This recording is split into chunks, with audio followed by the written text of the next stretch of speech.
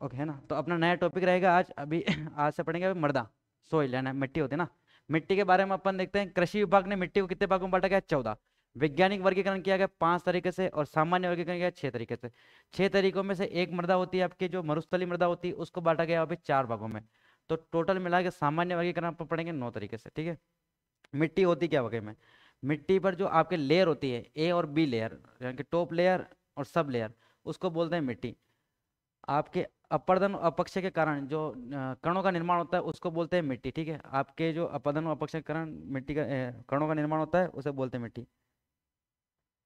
जिसमें रासायनिक और जैविक तत्व पाए जाते हैं ना, रासायनिक और जैविक। अपर्दन और अपक्षय के कारण कणों का निर्माण होता है जिसमें जैविक और रासायनिक तत्व पाए जाते हैं, उसको बोला जाता है मिट्टी।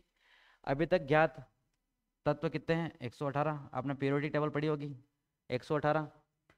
इंपॉर्टेंट बात इसमें है कि आपकी जो पृथ्वी की सतह पर, पृथ्वी की सतह पर है ना, पृथ्वी की सतह पर पाया जाने वाला तत्व कौन सा है? O2, यानी कि ऑक्सीजन। पृथ्वी की सतह पे बोल रहा हूँ ना। और पृथ्वी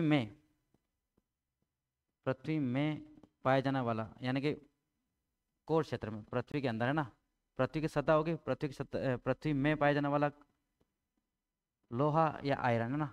तो आपके 118 आपके कुल तत्व अभी तक ज्ञात पीरियोडिक टेबल में 118 लिखे हुए हैं। 118 के बाद आपके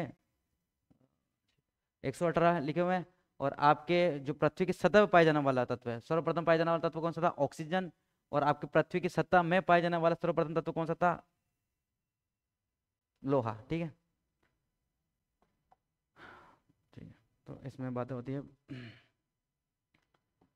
ठीक है, अभी मैंने बता दिया जैसे कि अपर्दन और अपक्षय के कारण रासायनिक एवं जैविक तत्वों के मिलने से मृदा का निर्माण होता है। मृदा दो प्रकार की होती है, सॉरी, मृदा की लेयर जो होती है ए और बी लेयर कहलाती है। और खनिजों के चुटने, ठीक है, तो आपको पढ़ दिया हमने। ठीक है। अब याद रखना, जो आप देखते हो मृदा है ना, जो आप नॉर्मली अपन अपन देखते हैं ऊपर वाली सतह, अपन ऊपर वाली सतह देखते हैं ये वाली, ठीक है, ये वाली सतह, इसको मृदा नहीं कहा जाता है। ये मृदा नहीं होती। इसके नीचे वाली सतह, इसको ओ लेयर बोलते हैं। ओ लेयर मृदा नहीं होती, ये कोई काम की नहीं होती ना। इसके नीचे वाली लेयर होती है ए लेयर। ए लेयर को बोला जाता है टॉप सोयल, टॉप सोयल। और इसके नीचे वाली होती है बी लेयर, बी लेयर को बोलता है सब सोयल। ये काम करती है निक्षालन का। निक्षालन जैसे कि आपने कुछ भी खाद वाद छाटा, कुछ भी खाद वाद डाला, एक्सरसाइज कुछ भी डाला, इसमें जैविक खाद डाले, तो छन छन के आपके नीचे आएंगे, जिसको बोलते हैं निक्षालन होना या छनना, छनने की प्रक्रिया है ना। तो सब टॉप सोइल आपके निक्षालन का कार्य करती है। निक्षालन के बाद आपके जो सब सोइल है, बी बी सोइल है ना, बी लेयर, बी लेयर को बोलते हैं सब सोइल। सब सोइल करती है जमाव।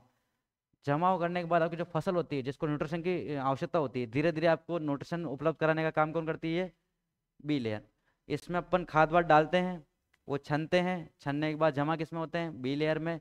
बी लेयर आपके फसल की ग्रोथ के लिए धीरे धीरे आपके न्यूट्रिशन उपलब्ध कराती है, नाइट्रोजन, ऑक्सीजन, रासायनिक तत्व हो गए, जल हो गया, हुमस हो गई, यह उपलब्ध करने का कार्य कौन करता है?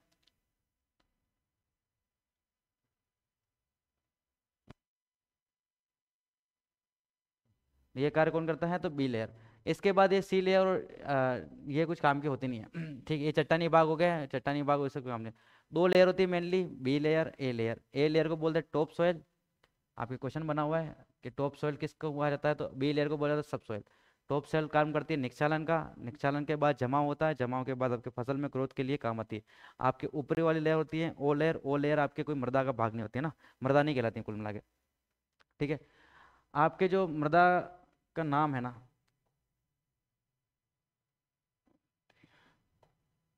जो आपका मृदा है ना सोइल, इसको मृदा को सोइल भी कहा जाता है। सोइल का नामकरण हुआ है सोलम से, ठीक है। मृदा, आपके मृदा को सोइल कहा जाता है और सोइल का नामकरण किया गया सोलम शब्द से। सोलम शब्द से तात्पर्य है कि ए लेयर और बी लेयर, ठीक है। आपके लेटिन भाषा का शब्द ही है ना, लेटिन भाषा का, ये लेटिन भाषा का शब्द है, जिसका मतलब होता है सोलम। सोलम का लेटिन भाषा का शब्द है। लेटिन भाषा में सोलम का मतलब होता है ए लेयर और बी लेयर, जिसका मतलब ये होना ना। तो सोलम बोला जाता है इनको, सब सोइल को, ठीक है। फिर ये आपके बहुत इंपॉर्टेंट है, कितनी बार क्वेश्चन पूछा वैसे तो, ठीक है। आपके मृदा में पाया क्या जाता है? मृदा में क्या क्या पाया जाता है? तो आपके रासायनिक तत्व पाया जाता है 40 से 45%, ये 40 से 50%, ठीक है। 40-50% आपके रासायनिक तत्व पाए जाते हैं। आपके 2 बार क्वेश्चन बन चुके हैं कि जल कितना होता है, ठीक है। तो आपके ह्यूमस की मात्रा होती है इसमें 5 से 10%, ठीक है। रासायनिक तत्व 40-45%, ह्यूमस होता है आपके 5 से 10%। जल और वायु, जल और वायु दोनों का परसेंटेज बराबर होता है 25-25%, ठीक है। 25-25% आपके जल और वायु होती है मृदा में, ठीक है। जल और वायु 25-25% होती है। आपके जो मृदा बनने की प्रक्रिया होती है, मृदा बनने की प्रक्रिया जैसे कि संरचना प्रक्रिया और समय, जो टाइम लगता है, टाइम जो प्रोसेस हुई है जैसे संरचना हुई है, उसको बोलते हैं मृदा जनन। मृदा जनन को बोलते हैं पेडोलॉजी। मतलब मृदा जनन, मृदा बनने की प्रक्रिया, प्रोसेस ऑफ सॉइल मेकिंग, तो उसको बोलते हैं पेडोलॉजी। ठीक है, पेडोलॉजी। इसी का अध्ययन, स्टडी ऑफ सॉइल को बोलते हैं पेडोलॉजी। मृदा जनन को क्या बोलते हैं? पेडोनेसिस, पेडोजेनेसिस। और आपके इसको बोलते हैं पेडोलॉजी, ठीक है। पेडोजेनेसिस और pedology. The study of soil pedology, the study of sorry the making process of soil is paedogenesis. Okay, paedogenesis process of making soil including time, process and संरचना, उसको प्रोसेस ही बोलते हैं ना। कमेंट नहीं आ रहा क्या?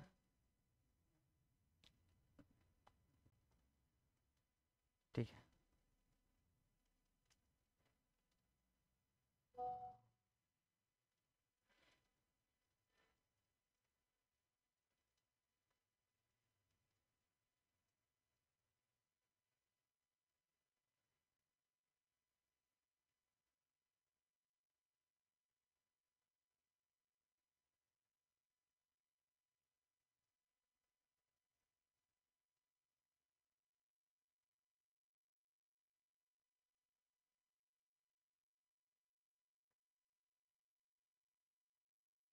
ओके,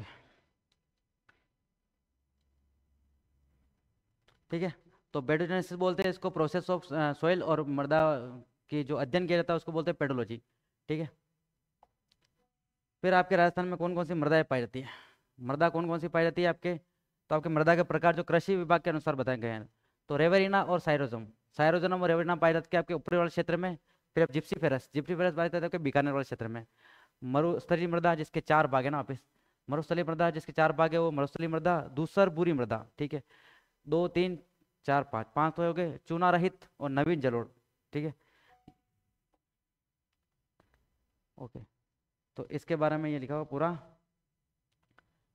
आपके जो साइरोजम है और रेवेरिना है, ये आपके ऊपरी वाले क्षेत्र में पाए जाएंगे, यहाँ गंगानगर वाले क्षेत्र में, ठीक है। दो मृदाएं पाई जाएगी आपके गंगानगर क्षेत्र में, ये बीकानेर सॉरी गंगानगर क्षेत्र वाले में। मरुस्थलीय मृदा पाई जाएगी आपके गंगानगर, चूरू, झुंझुनू, बीकानेर, जैसलमेर, नागौर, बाड़मेर और जालोर, जोधपुर वाले क्षेत्र में ना।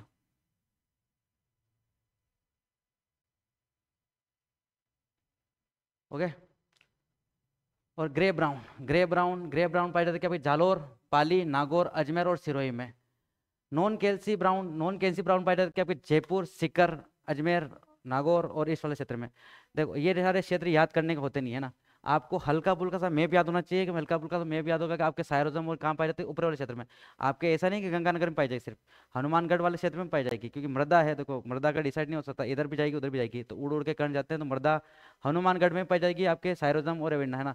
तो आपको नॉर्मली आपको याद रखना है कि भाई कौन कौन से क्षेत्र में पाई जा सकती है। जिप्सीफेरस आपके सिर्फ बीकानेर में पाई जाती है, ये इसका कुछ पता नहीं है, बीकानेर में पाई जाती है बस, है ना।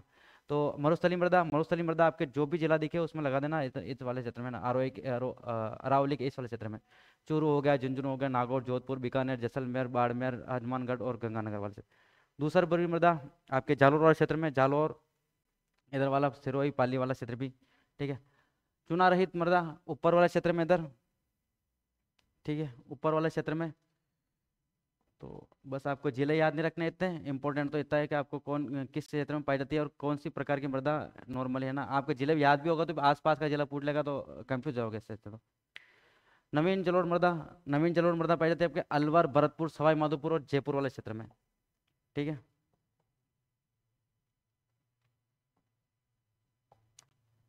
देखा मृदा के प्रकार। फिर वापस है ना, भूरी पीली भूरी मृदा कहाँ पाई जाती है भाई? जयपुर, टोंक, सवाई माधोपुर, भीलवाड़ा, चित्तौड़ और उदयपुर, ये क्षेत्र में पाई जाती है। नवीन भूरी मृदा भीलवाड़ा और अजमेर में पाई जाती है।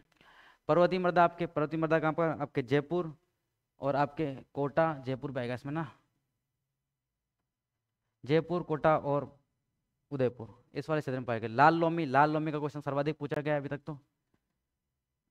लाल लोमी मृदा पाई जाती है आपके डूंगरपुर बांसवाड़ा। लाल लोमी। कालीपुरी। कालीपुरी मृदा आपके पाई जाती है काली गहरी मतलब sorry deep middle black soil आपके ब्लैक सोइल आपके कोटा क्षेत्र में पाई जाएगी कोटा बूंदी। और झालावाड़ भी आएगा कोटा बूंदी झालावाड़ चित्तौड़ भीलवाड़ा इस वाले क्षेत्र में पाई जाएगी आपके पास वाले क्षेत्र में ना काली वाली जिसको काली कपासी मृदा भी कहा जाता है। फेल्सी ब्राउन या मरुस्थली मृदा जैसलमेर और बीकानेर में पाई जाएगी। मरुस्थली बालू का स्तूप वाली मृदा आपके बालू का स्तूप जहाँ जहाँ पाया जाता है वहां पर पाई जाएगी जैसलमेर। ठीक है जोधपुर जैसलमेर बाड़मेर और बीकानेर वाले क्षेत्र में।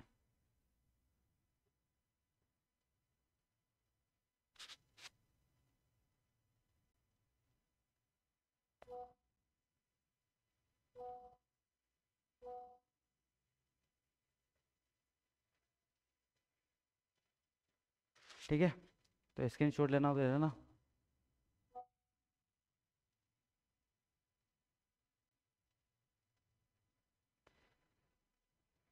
ओके। फिर आपके वैज्ञानिक वर्गीकरण वैज्ञानिक वर्गीकरण आपके किया गया है आईसीएआर द्वारा और देखा यूएसडीए द्वारा। United State development of agriculture United State agriculture development of agriculture और इंडियन काउंसिल एग्रीकल्चर रिसर्च इन दोनों के द्वारा किया गया है। आपके इनको बोलते हैं मॉर्फोलॉजी। मॉर्फोलॉजी बोलते हैं क्योंकि मृदा के कणों के आकार पर किया गया है। जो आपने वैज्ञानिक वर्गीकरण इन दोनों ने मिलकर दिया है ये वैज्ञानिक वर्गीकरण वैश्विक तौर पर एक व्यक्ति ने दिया था जिसको बोलते हैं मोरबुट जिसका नाम था मोरबुट 1975 में। इसी का ही वैज्ञानिक वर्गीकरण यूएसडीटी और आईसीएआर द्वारा दिया गया है ना। तो ये उसी का भाग है उसी का उदाहरण है आईसीएआर द्वारा दिया गया है ना। ठीक है।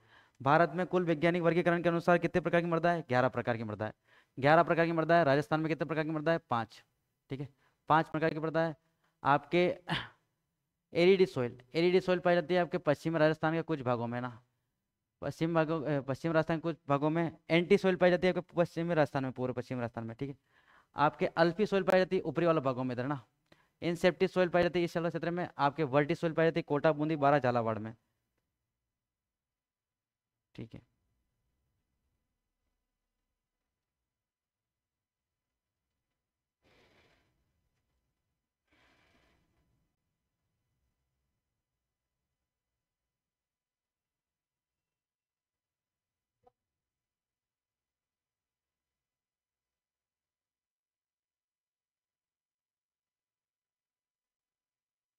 ठीक है। तो अब एंटी सॉइल आपके पश्चिमी राजस्थान में सभी जिलों में पाई जाती है। सर्वाधिक पाई जाने वाली मृदा ये होगी आपके सेकंड ये हो जाएगी आपके और अल्फी सॉइल इंसेप्टिक सॉइल और Varti soil. Varti soil इंसेप्टिक soil इधर देखना अपना इस वाले क्षेत्र में कौन कौन से जिले आते हैं तो आपके वही जयपुर वयपुर वाले क्षेत्र। ये आपको याद नहीं करने वैसे तो इनके सब भाग ये आपको इम्पोर्टेंट नहीं है ना इतने डीपली क्वेश्चन नहीं बनते। ठीक है आपके जो वर्गीकरण दिया गया था वैज्ञानिक वर्गीकरण के बाद आपके सामान्य वर्गीकरण बिना देखे बोल रहे।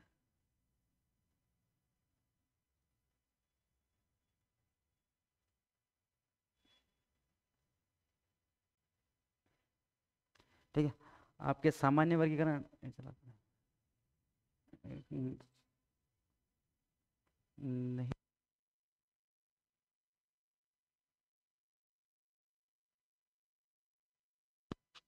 हाँ यार प्लीज ओके सामान्य वर्गीकरण पढ़ते हैं फिर।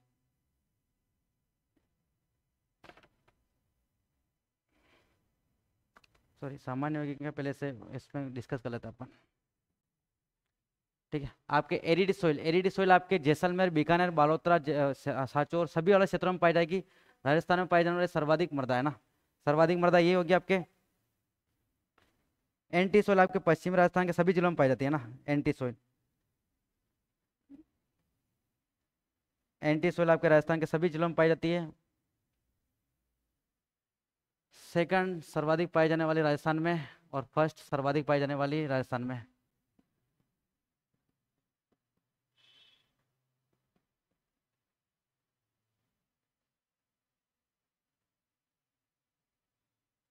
सबसे ज्यादा ना। तो आपके ये वाली एंटी सोइल आपके राजस्थान के सभी जिलों में पाई जाएगी।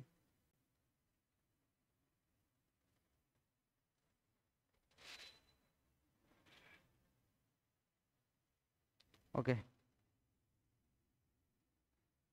ये आपके लमसम आपके 36.8% भाग पे पाई जाती है राजस्थान के। 36.8% भाग पे पाई जाती है।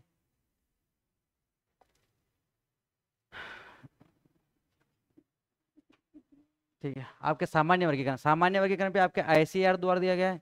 आईसीएआर द्वारा दिया गया है। एक सेकंड पानी पी लेता हूँ।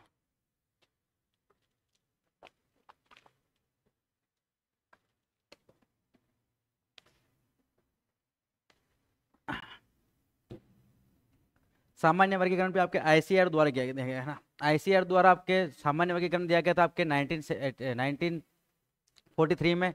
उसके बाद सेकंड बार दिया गया 1956। 1986 में दिया गया वापिस। भारत की जो मृदा है उनको आपके बांटा गया है 8 भागों में और 27 गौण भागों में। राजस्थान की मृदाओं को बांटा गया है 6 मुख्य भागों में और 9 उपभागों में। ठीक है। इसका आपके जो बांटने का तरीका होता है वो रंग, गठन और आपके उपजाऊपन के आधार पर बांटा जाता है ना, कि रंग कैसा है, गठन कैसा होता है और उपजाऊपन कैसा है, उनके आधार पर बांटा जाता है।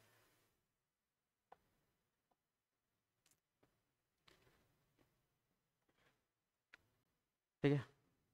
आपकी प्रथम मृदा है मरुस्थली। मरुस्थली मृदा है रेगिस्तानी मृदा। रेगिस्तानी मृदा, ठीक है, रेगिस्तानी मृदा।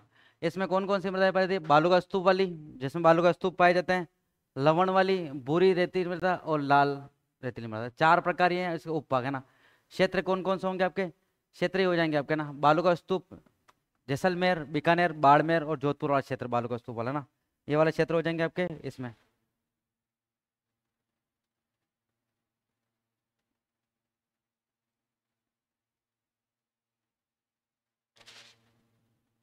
कैमरा तो नहीं। ठीक है। पोषक तत्व की कमी होती है इसमें। पोषक तत्व में देखना नाइट्रोजन की हमेशा कमी होगी। नाइट्रोजन हुमस होता है, इसमें हुमस पाया जाता है। नाइट्रोजन के रासायनिक तत्वों की कमी नहीं होती, बस इसमें कमी होती है आपके नाइट्रोजन, हुमस और फास्फोरस की। ठीक है। नाइट्रोजन, हुमस और फास्फोरस की कमी रहेगी आपके। नाइट्रोजन की कमी हमेशा आपके राजस्थान में सभी मृदाओं में पाई जाएगी है ना। पोषक तत्व कौन कौन से पाए जाते हैं? तो रासायनिक तत्व पाए जाते हैं, उर्वरकता कम पाई जाती है और फसलें आपके बाजरा, बाजरा उगाई जाती है। और विशेषता इसकी रहेगी मोटे कणों वाली, मोटे कणों वाली रहती है, मोटे कणों वाली। ठीक है। तो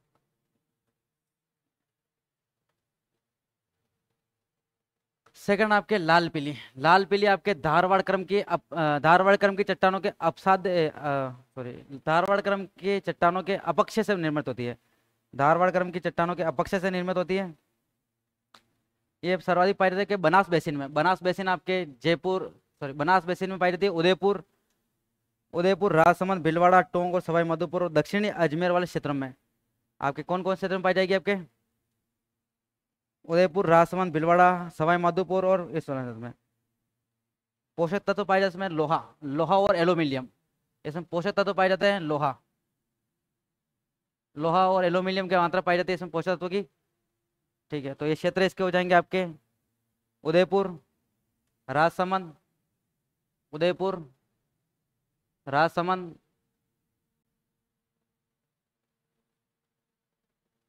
दक्षिणी अजमेर, टोंक और सवाई माधोपुर, सवाई माधोपुर। ठीक है।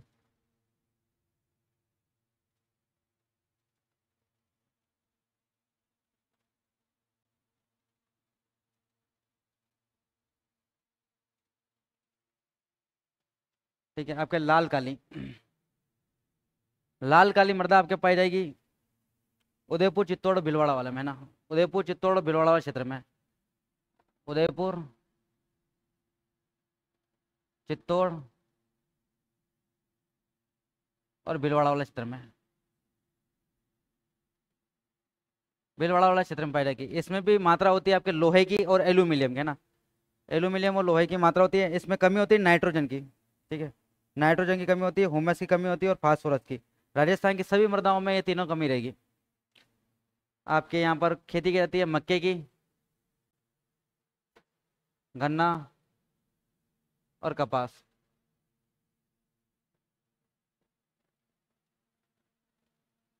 ठीक है। कपास की खेती है।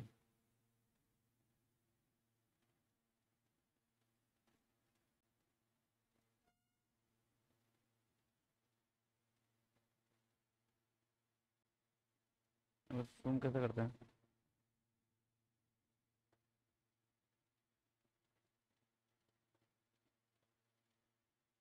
जूम तो नहीं हो पाएगा यार।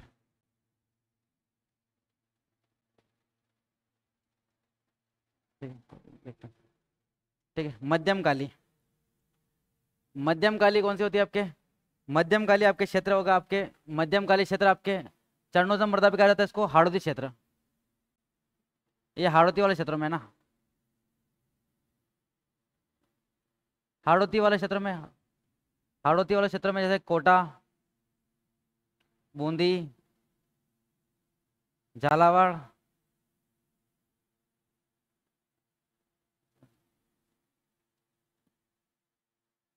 झालावाड़, बारा, इधर नीचे वाले क्षेत्र आपके सवाई माधोपुर, करौली, इन वाले क्षेत्रों में पाई जाएगी ना। चरणों से मृदा भी कहा जाता है, काली सॉरी मध्यम काली। मध्यम काली के साथ साथ आपके है ना एक और गहरी काली, ये भी इसी क्षेत्र में आएगा। गहरी काली आपके चित्तौड़, गहरी काली आपके चित्तौड़,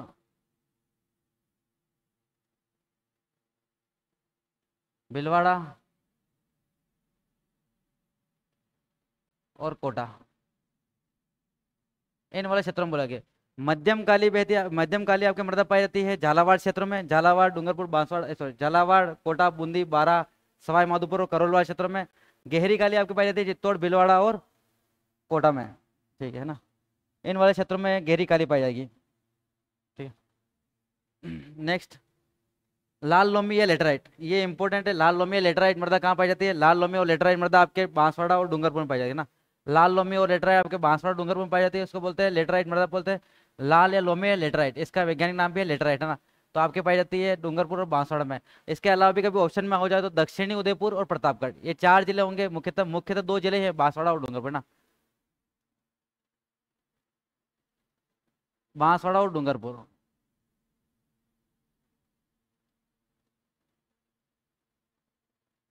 डूंगरपुर मुख्यतः दो जिले रहेंगे। और एक्स्ट्रा पूछ ली जाएगा कभी अगर ऑप्शन में ना हो तो दक्षिणी उदयपुर और प्रतापगढ़, इन दोनों क्षेत्र में पाए जाते हैं। इसमें हल्के तत्व पाए जाते हैं। ठीक है, लोहे की मात्रा पाई जाती है। इसमें खेती की जाती है आपके क्या बोलते हैं, गेहूं, सरसों, मटर, तंबाकू और कपास की। कमी होती है इसमें नाइट्रोजन की और हुमस की। हुमस की और नाइट्रोजन की कमी सब में रहेगी। ठीक है।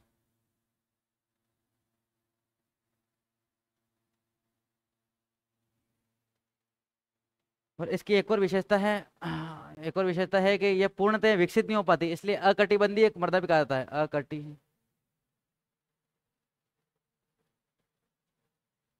अकटिबंधीय मृदा भी कहा जाता है इसे। ठीक है, अकटिबंधीय मृदा भी कहा जाता है क्योंकि पूर्णतः विकसित नहीं हो पाते, इसके सारे स्तर विकसित नहीं हो पाते। जैसे मैंने स्तर बताए थे ना आपके, ओ, ए, बी, ये वाला स्तर, ये पूर्णतः विकसित नहीं हो पाते हैं, इसलिए इसको अकटिबंधीय मृदा भी कहा जाता है।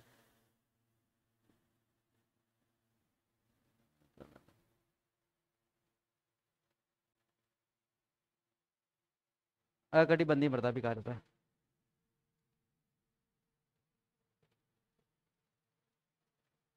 ठीक है। आपके नेक्स्ट मृदा है जलोढ़ मृदा।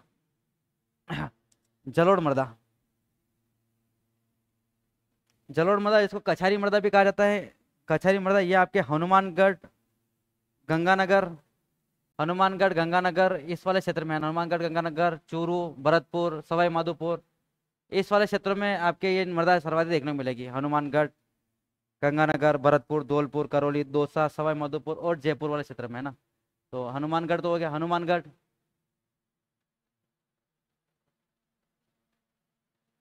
हनुमानगढ़, गंगानगर,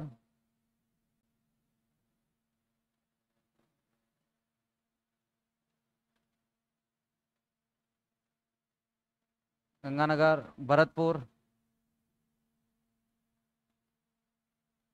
धौलपुर, करौली,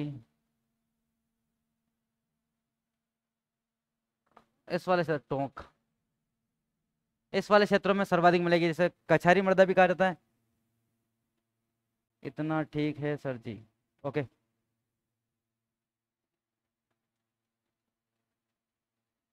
ठीक है। इस यह उपजाऊपन पे उपजाऊ भी होती है, देखो बांगर और खादर आपको पता ही है, बांगर पुरानी मृदा, खादर नई मृदा, इसको तो ये उपजाऊपन पे होती है ना, उपजाऊ उपजाऊ मृदा होती है ना ये, उपजाऊ मृदा होती है, जलोढ़ मृदा, कछारी मृदा। ओके।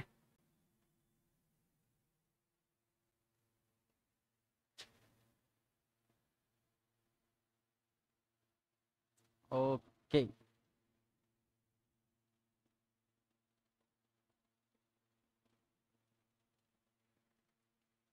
ये आपको तो पता ही होगा बांगर क्या होता है, खादर क्या होता है, दोनों जलोढ़ मृदा ही होती है, पर बांगर होती है प्राचीनतम, प्राचीनतम जलोढ़ मृदा।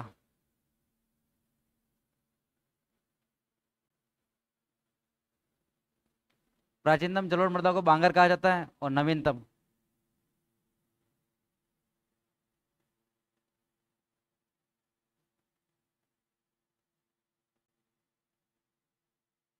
नवीनतम जलोढ़ मृदा को कहा जाता है खादर। ठीक है। नदियों द्वारा प्रतिवर्ष अवसाद लाए जाते हैं, जब बाढ़ आती है अवसाद लाए जाते हैं, तो अवसाद के कारण जो मृदा लाई जाती है उसको बोलते हैं खादर। जो ये नई मृदा होती है तो उपजाऊपन ज्यादा होता है, सर्वाधिक उपजाऊपन इसमें आ जाता है। और जो इस मृदा के आने के बाद ये मृदा बांगर वाली मृदा साइड हो जाती है, उसको बोलते हैं बांगर, जिसमें थोड़ा कम उपजाऊपन होता है ना। ओके।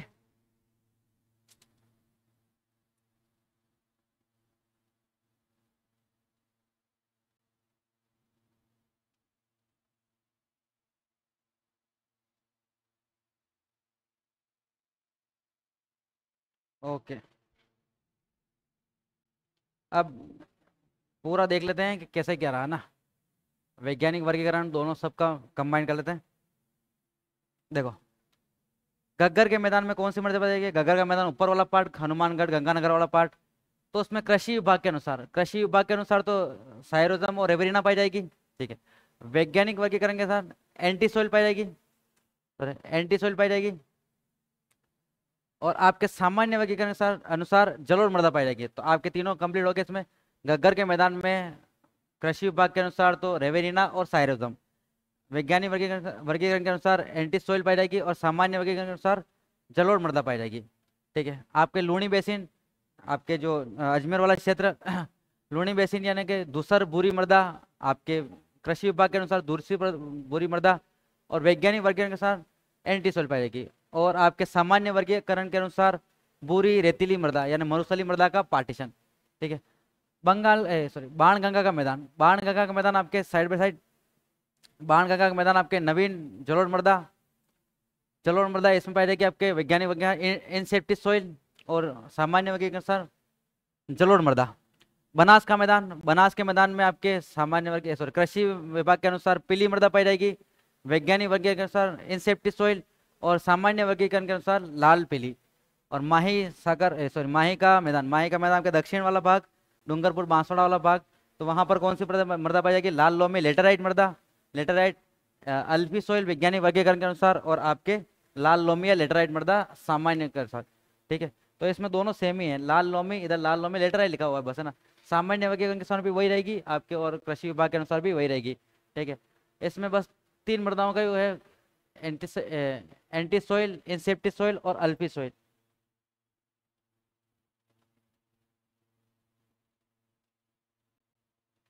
ठीक है।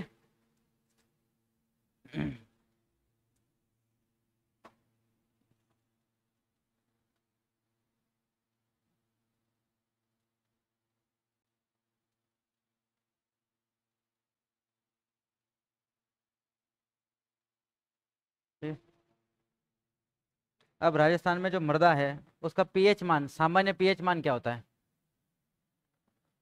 तो राजस्थान में जो मृदा का पीएच मान है, पीएच मान है 6.7 से 6.9, 6.7 से 6.9।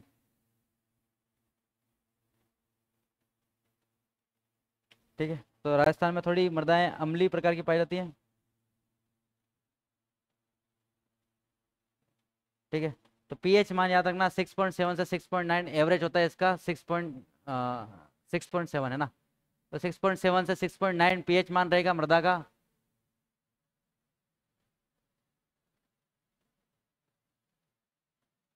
ठीक है। अब फिर केंद्र सरकार द्वारा, सॉरी, केंद्र सरकार द्वारा जो मृदा प्रयोगशाला आपके सोयल सोयल का परीक्षण करने के आपके मृदा प्रयोगशाला बांग्ला में एलपी सोयल नहीं होगी क्या?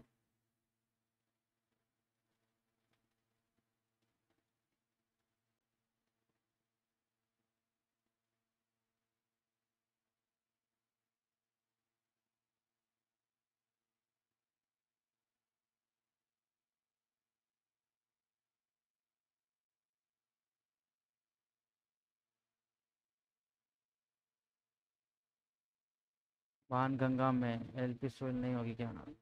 देखो पूरी तरह से तो नहीं होगी, एलपी सोयल पाई जा सकती है पर नहीं, अपन मोटे तौर पे देखे तो है ना।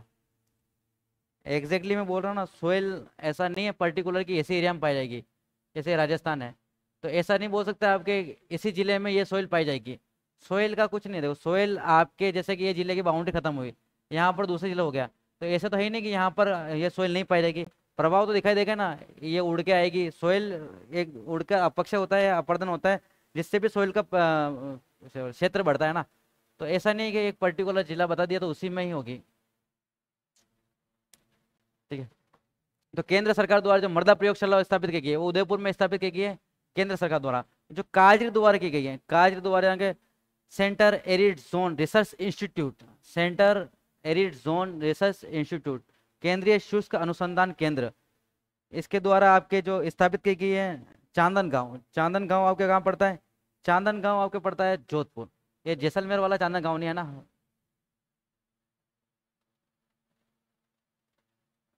जोधपुर वाला ना। तो आपके काजरी द्वारा स्थापित की गई केंद्रीय शुष्क अनुसंधान केंद्र, centre arid zone research institute, इसके द्वारा अपने मृदा प्रयोगशाला की स्थापना की गई है चांदन गांव जोधपुर में। ठीक है,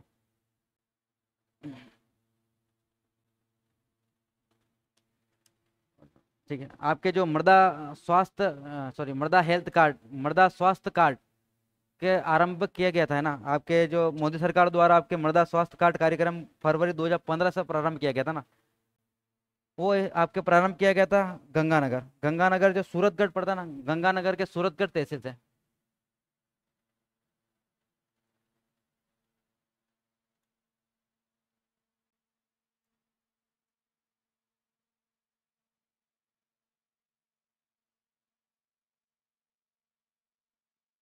ठीक है, आपके सोयल हेल्थ कार्ड या ना मृदा स्वास्थ्य कार्ड कार्यक्रम फरवरी 2015 मोदी सरकार द्वारा प्रारंभ किया गया था। वो प्रारंभ किया गया था आपके गंगानगर तहसील सूरतगढ़ से। ठीक है, सूरतगढ़ से प्रारंभ किया गया था ये हेल्थ कार्ड का प्रोग्राम।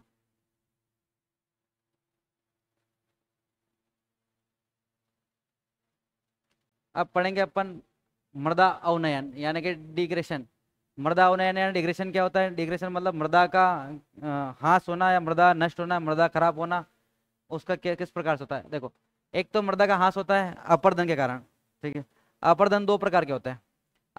एक तो पवन से अपर्दन होता है, पवन से अपर्दन होता है उसको बोलते हैं अपन चादरी अपर्दन या शीट अपर्दन। पवन चलती है, मृदा उड़ती है, तो एक लेयर उड़ती है पूरी, है ना, लेयर उड़ती है तो उसको बोलते हैं अपन चादरी अपर्दन या शीट, शीट की शीट उड़ जाती है। तो ये सर्वाधिक होती है आपके जैसलमेर साइड, जैसलमेर, जोधपुर, बाड़मेर, बीकानेर, गंगानगर, गंगानगर, हनुमानगढ़,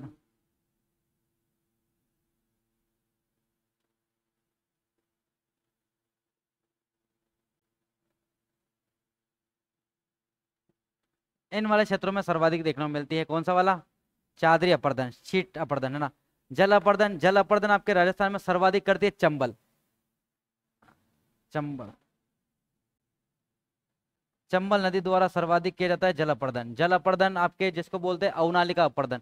जल से दो प्रकार से अपर्दन होता है, एक तो नदियों द्वारा मिट्टी का कटाव किया जाता है, इसको बोलते हैं अवनालिका अपर्दन यानी कि गली इरोजन। आपके नहर नदी निकल रही है, आपके मिट्टी को काटेगी तो आपके छोटी छोटी गलियां बन जाएगी ना, छोटी छोटी गलियां बन जाएंगी, उसको बोलते हैं गली इरोजन या अवनालिका अपर्दन। अवनालिका अपर्दन सर्वाधिक कौन करती है? आपके चंबल नदी। ठीक है, आपके अवनालिका अपर्दन के कारण ही आपके 4 लाख हेक्टेयर भूमि जिसको बोलते हैं अपन बीहड़ क्षेत्र, धौलपुर, करौली, सवाई माधोपुर, ये वाले क्षेत्रों में जो आपके चंबल द्वारा बीहड़ डांग क्षेत्र भूमि बनाई गई है ना, बीहड़ क्षेत्र या डांग क्षेत्र भूमि कहते हैं इसको, वो इसी का उदाहरण है गली इरोजन का, है ना। तो राजस्थान में सर्वाधिक अवनालिका अपरदन कौन करती है? चंबल नदी। ठीक है, चंबल नदी द्वारा सर्वाधिक अपरदन किया जाता है। और ये वाला जल अपरदन सर्वाधिक कहाँ पर किया जाता है? कहाँ पर होता है? आपके चंबल बेसिन क्षेत्र में। ठीक है, अपरदन को ही कहा जाता है कि रेंगती हुई मौत या किसान की रेंगती हुई ना, किसान की रेंगती हुई मौत।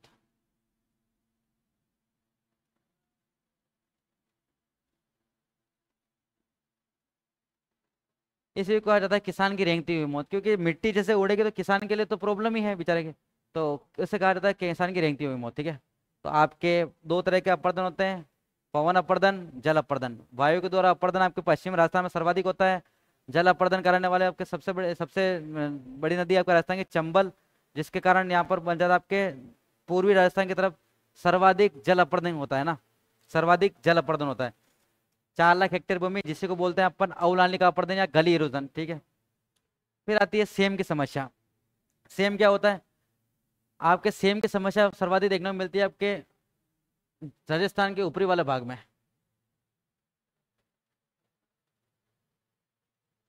ऊपरी वाले भाग में यहाँ पर गंगानगर और हनुमानगढ़, इन वाले क्षेत्रों में आपके सर्वाधिक सेम की समस्या देखने को मिलती है। सेम की समस्या वास्तव में होती क्या है?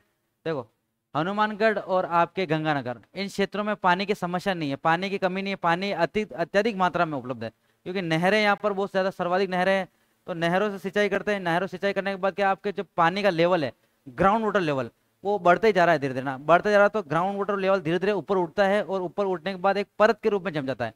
आपने भी आपके आसपास देखा होगा, जब पानी की सप्लाई, पानी की सिंचाई ज्यादा कराई जाती है, जब आपके वो क्यारे बनाए जाते हैं उनमें पानी भर दिया जाता है, तो पर वो पानी सूखता था, ऊपर एक परत जम जाती है व्हाइट लेयर की, व्हाइट प्रकार की ना, व्हाइट व्हाइट लेयर जम जाती है, उसको बोलते हैं सेम। सेम की समस्या तो सर्वाधिक यहाँ पर यहाँ पर देखने को मिलती है, क्योंकि यहाँ पर ग्राउंड वाटर बढ़ता जा रहा है, यहाँ पर दलदली भूमि बढ़ती जा रही है। दलदल भूमि बढ़ने के कारण यहाँ पर सेम की समस्या भी सर्वाधिक देखने को मिल रही है ना, सेम की समस्या सर्वाधिक देखने को मिल रही है। और ये सेम की समस्या आपके सर्वाधिक मिलेगी आपको हनुमानगढ़, हनुमानगढ़ के भी एक जिले में बड़ोपल, बड़ोपल नामक स्थान पर सर्वाधिक सेम की समस्या देखने को मिलेगी आपके ना। और इससे ग्रसित जिले कौन कौन से आपके? हनुमानगढ़, गंगानगर और थोड़ा बहुत बीकानेर। सेम की समस्या आप समझ ही होंगे। सेम की समस्या से बचाव के लिए भारत सरकार ने एक समझौता किया था, इंडो डच समझौता। 10 देश से समझौता किया गया, इंडो डच समझौता किया गया। एक और इसके लिए एक पेड़ लगाया जाता है, यूकेलिप्टिस। सेम की समस्या से बचने के लिए यूकेलिप्टिस का पेड़ लगाया जाता है, जिसको अपन बोलते हैं सफेदे का पेड़। सफेदा देखा होगा आपने,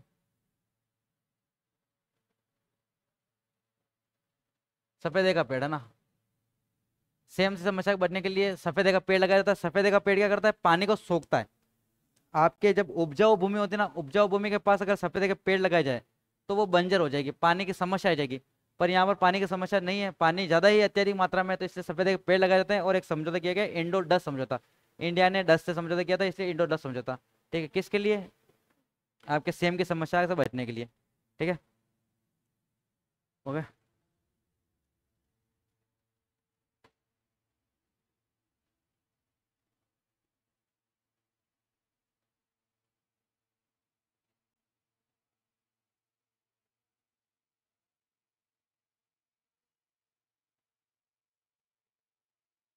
ठीक है,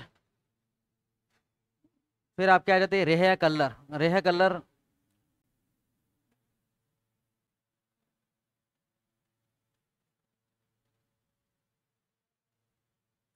से थर्ड समस्या आपके रेह कलर या उसर। रेह कलर को स्थानीय भाषा में और उसर भूमि कहा जाता है ना।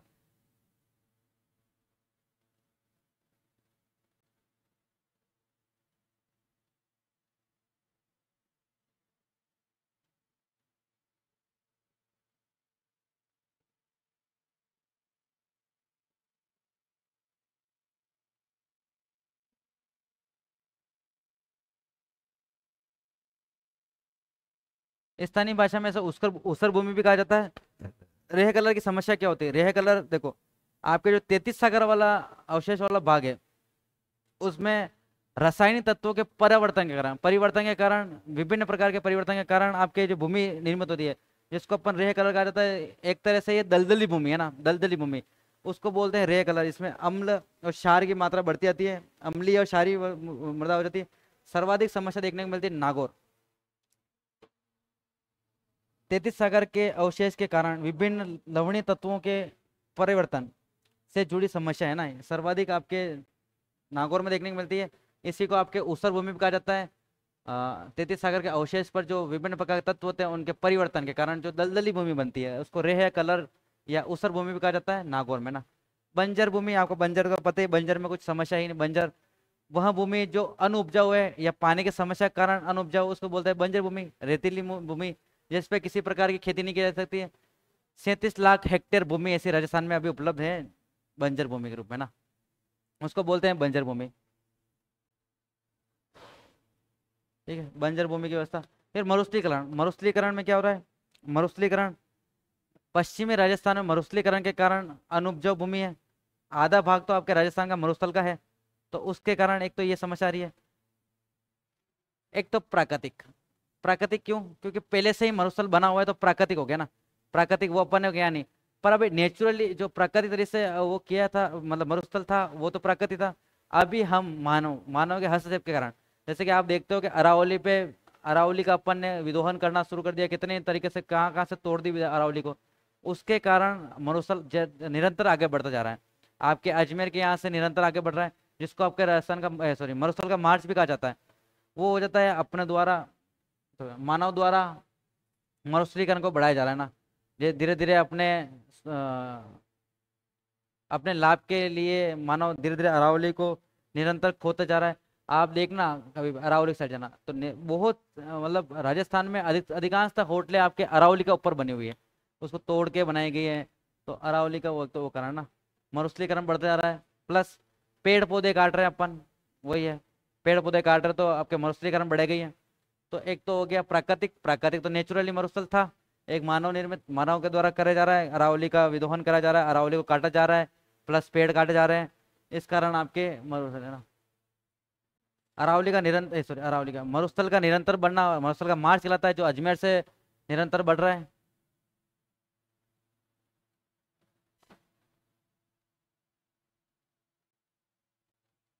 ठीक है, इसी भूमि को मरुस्थलीकृत कहा जाता है।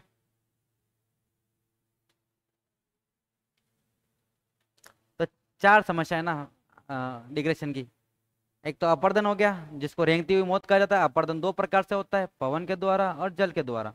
ठीक है, सेकंड समस्या आपके सेम की समस्या, सेम की समस्या को बोलते हैं वाटर डिगिंग, वाटर डॉगिंग कहा जाता है। वाटर डॉगिंग हनुमानगढ़, गंगानगर और बीकानेर वाले क्षेत्रों में पाई जाती है। सर्वाधिक समस्या है बड़ोपल में, हनुमानगढ़ के बड़ोपल में पानी का जल भूमिगत जल का ऊपर की तरफ उठकर सफेद लेयर के रूप में जमना, इसी को कहा जाता है सेम की समस्या। रेह कलर आपको पता है 33 सागर के अवशेष पर विभिन्न प्रकार के खनिजों का परावर्तित रूप जो सर्वाधिक देखने को मिलता है आपके नागौर। नागौर आपके इसी रूप को ना, जो आपके रेह कलर भूमि है ना, इसी वाले क्षेत्र में आपके पाई जाएगी फ्लोराइड की मात्रा। फ्लोराइड की मात्रा से आपके जो कुबड़ पट्टी वाला क्षेत्र है ना, नागौर जायज से अजमेर तक, वो वाला क्षेत्र ही है रेह कलर वाला क्षेत्र ना, नागौर जायज से अजमेर तक। इसमें फ्लोराइड की मात्रा भी आपके जो क्या बोलते हैं रासायनिक तत्व हैं फ्लोराइड, उसके कारण यहाँ पर नागौर क्षेत्र में आपके जो बेल्ट है, जिसको कुबड़ पट्टी या होंच बेल्ट भी कहा जाता है, उसी में आपके फ्लोराइड की मात्रा अधिक होने के कारण आपके जो सिर की जो पीछे वाली हड्डी है जो सपोर्ट करती है, ये झुक जाती है, जिससे बीमारी होती है आपके कुबड़ेपन की। कुबड़ेपन की बीमारी आपको फ्लोरोसिस के कारण होती है, फ्लोरोसिस वाला पानी पीने से ना।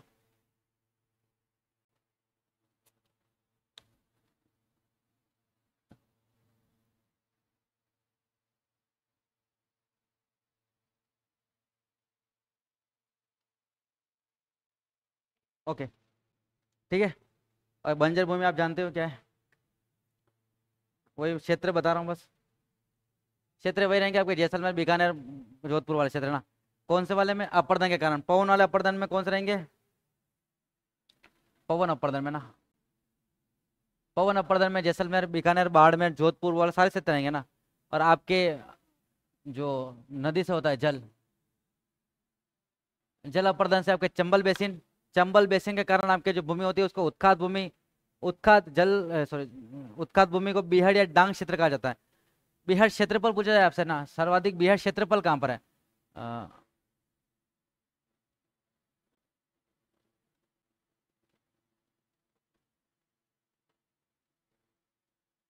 बिहार क्षेत्रफल प्रतिशत, बिहार क्षेत्रफल प्रतिशत पूछा तो आपके सर्वाधिक बिहार क्षेत्रफल प्रतिशत आपके है धौलपुर में। ठीक है। और आपके क्षेत्रफल पूछा जाएगा, बिहार क्षेत्रफल सर्वाधिक कहाँ पर है, तो आपके सवाई माधोपुर में। क्षेत्रफल के अनुसार सर्वाधिक बिहार है आपके धौलपुर में, और आपके क्षेत्रफल के अनुसार देखें तो सवाई माधोपुर में। ठीक है।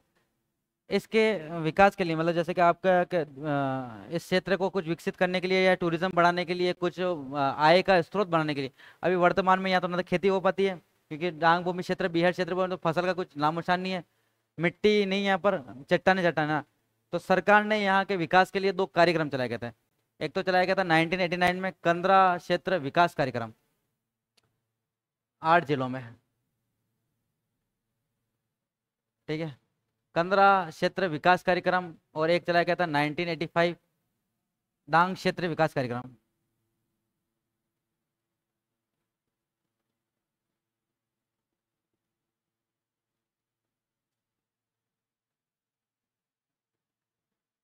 कार्यक्रम 1985 में चलाया गया था इसको, 1985 चला गया था इसको, वापस पुनः प्रारंभ किया गया 2004 में।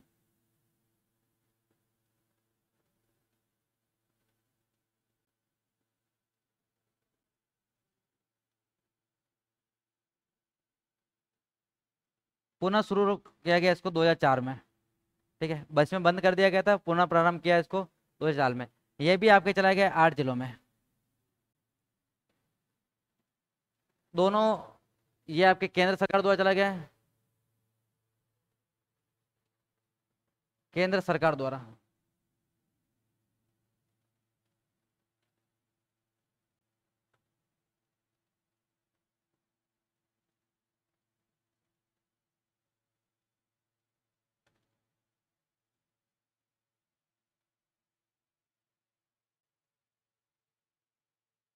ठीक है, आपके केंद्र सरकार द्वारा चला गया है, और आपके ये चला गया है राज्य सरकार द्वारा।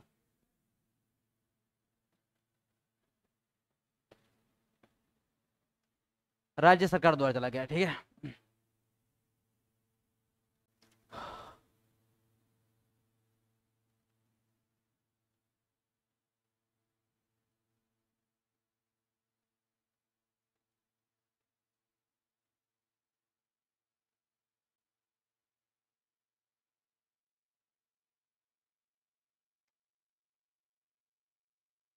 ठीक है, फिर आपके मरुस्थलीकरण वही है, उपोष्ण कटिबंधीय मरुस्थल है वो तो, ठीक है, नॉर्मल है तो। ठीक है। फिर राज्य सरकार द्वारा थोड़ा बहुत कुछ कार्यक्रम चलाएंगे, उनके बारे में सिर्फ नाम याद रखना, आपको पुराने हो गए हैं, हालांकि इनके सिर्फ सन पूछाते हैं, सन और नाम। आपके 1952 में मरु वानिकी कार्यक्रम चलाया गया था राज्य सरकार द्वारा। मरुस्थल में वनों का आच्छादन बढ़ाने के लिए, पेड़ लगाने के लिए मरु वानिकी कार्यक्रम चलाया गया था।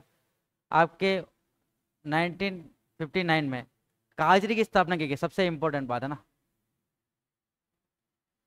काजरी की स्थापना की गई जोधपुर में। ठीक है, काजरी शुष्क कृषि अनुसंधान केंद्र। ठीक है, centre arid zone research institute. ठीक है। आपके 1960 1961 में 1960 1961 में 1960 1961 में गहन कृषि,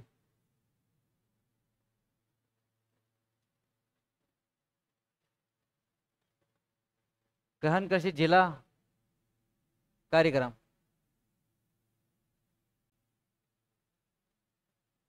गहन कृषि जिला कार्यक्रम चलाया गया था 1965 में। गहन कृषि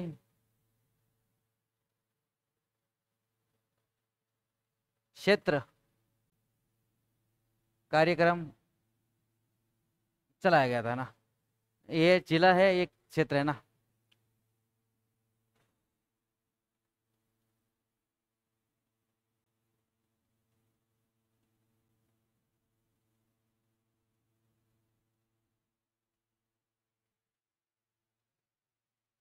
नाइनटीन 73 में सूखा संभावित, ये इंपॉर्टेंट नहीं सर है ना, ये छोड़ देना, ये बहुत ज़्यादा पुराना हो गया, इसके बाद नया चल गया ना, तो ये कुछ इंपॉर्टेंट नहीं है। मेन इंपॉर्टेंट आपके मरुवान के कार्यक्रम, ये आपके इंपॉर्टेंट, इसमें सबसे इंपॉर्टेंट है काजरी की स्थापना कब की गई थी? 1959 में जोधपुर, 1959 में जोधपुर में की गई थी। ठीक है।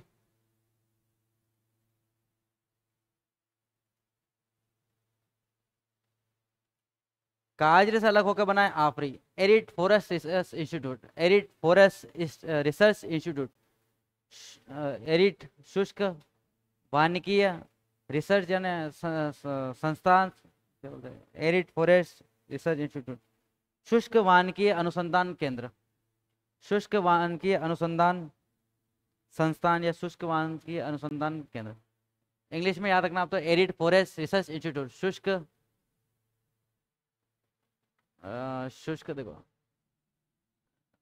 शुष्क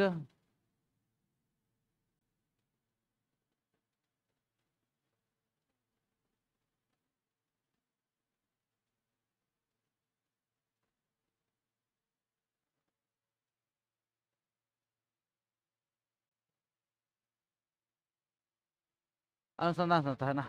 अब 1995 में आपके डांग क्षेत्र विकास कार्यक्रम चलाया गया था, 1995 में डांग क्षेत्र विकास कार्यक्रम, 2004 में वापस प्रारंभ किया गया 8 जिलों में।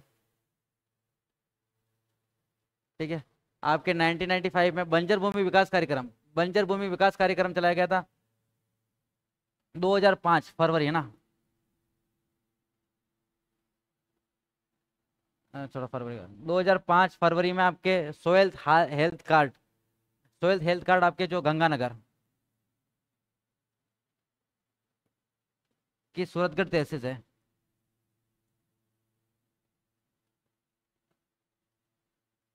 सूरतगढ़ तहसील से प्रारंभ किया गया था, है ना। फिर 2016 में बंजर भूमि चारागाह विकास बोर्ड की स्थापना की गई, ये इंपॉर्टेंट आपके लिए, ये पूछा हुआ क्वेश्चन है कि 2016 में आपके बंजर भूमि एवं विकास चारागाह बोर्ड की स्थापना की गई, बंजर भूमि एवं चारागाह विकास बोर्ड की स्थापना की गई।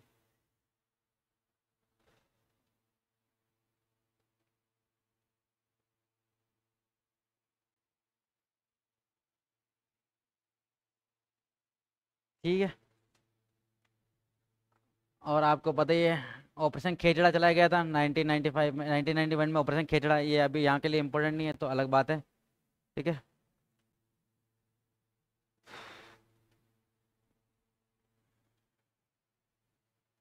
तो ये हो गया आपके मृदा वाला टॉपिक कंप्लीट। इसमें सबसे इम्पोर्टेंट बात थी जो बता देता हूँ मैं आपको, ये वाला डायग्राम याद रखना।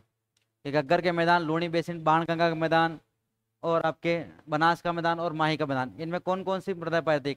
घग्गर के मैदान में आपके वैज्ञानिक वर्गीकरण के अनुसार तो आपके एंटी सोइल पाई जाएगी ना, वैज्ञानिक वर्गीकरण के अनुसार एंटी सोइल। आपके लूणी बेसिन में वैज्ञानिक वर्गीकरण के अनुसार एंटी सोइल पाई जाएगी, बाणगंगा का मैदान इनसेप्टी सोइल, इनसेप्टी सोइल।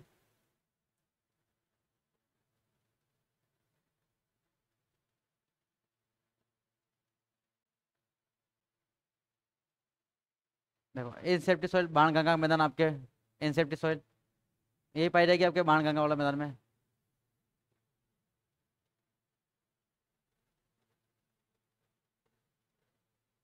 ठीक है।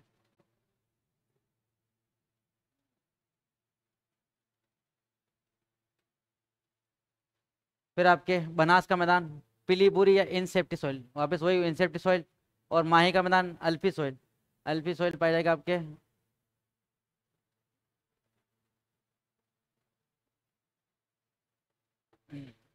अल्फी सॉइल आपके कौन सा, माही का मैदान, ये वाला क्षेत्र में है ना, यहाँ तक पाई जाएगी आपके तो।